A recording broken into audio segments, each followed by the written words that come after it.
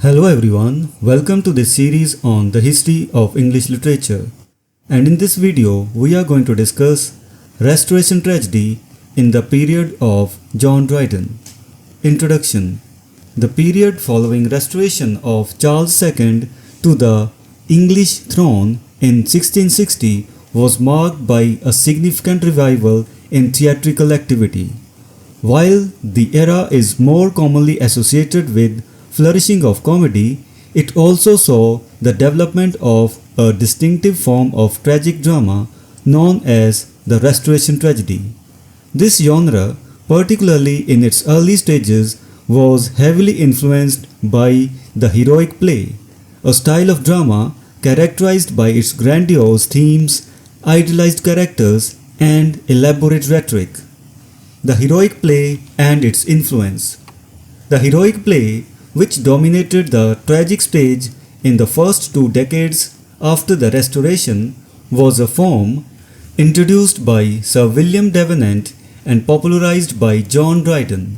Dryden, a towering figure of the period, articulated the essence of the heroic play, stating that it should be an imitation of an epic poem, with love and valor as its central themes.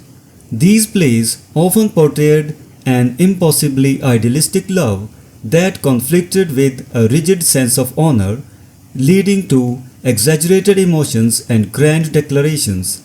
The characters in these plays were typically larger-than-life figures who engaged in bombastic rhetoric, often at the expense of psychological realism.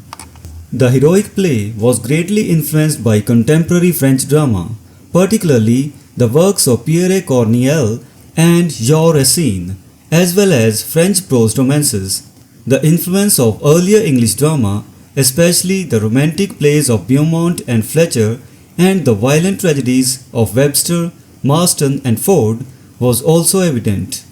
These influences contributed to the heroic play's emphasis on dramatic spectacle, with scenes of bloodshed and crime being common features.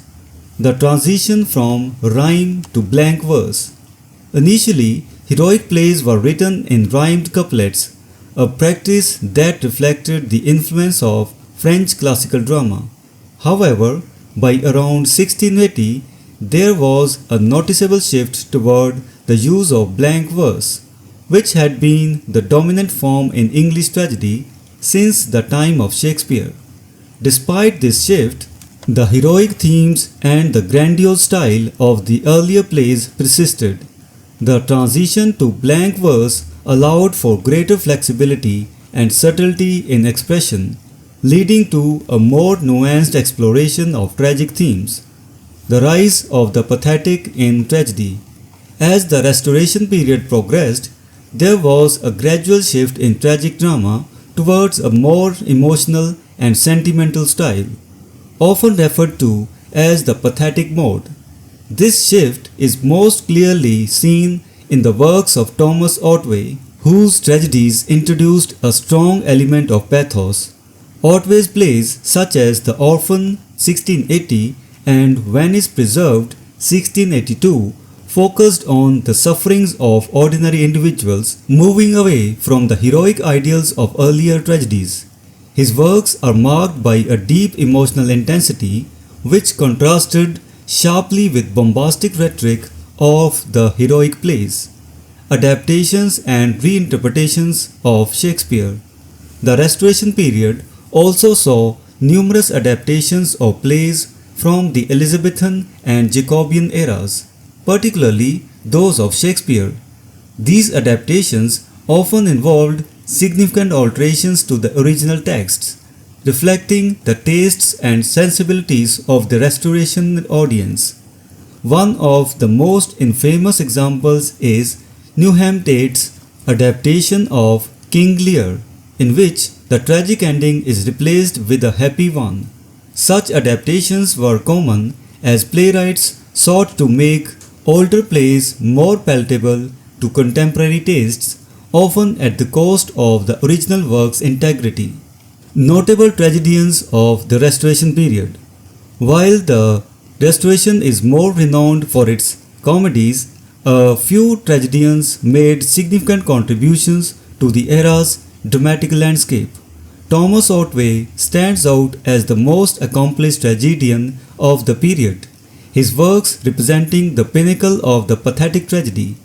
Other notable figures include John Dryden, whose contributions to both heroic tragedy and more conventional forms of drama was substantial, and Nathaniel Lee, whose plays, though less remembered, were popular in their time.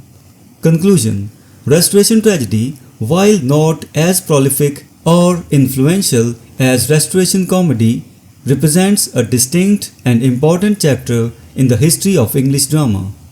The period saw the rise and fall of the heroic play, the transition from rhyme to blank verse, and the emergence of a more emotional and sentimental style of tragedy. Despite the challenges of adapting to changing tastes and the dominance of comedy, the tragedians of the Restoration left a lasting legacy, influencing the development of English drama in the years to come. So this was the discussion on the Restoration tragedy in the period of John Dryden. We will meet in the next video and discuss some other topic. Until then, goodbye and thank you.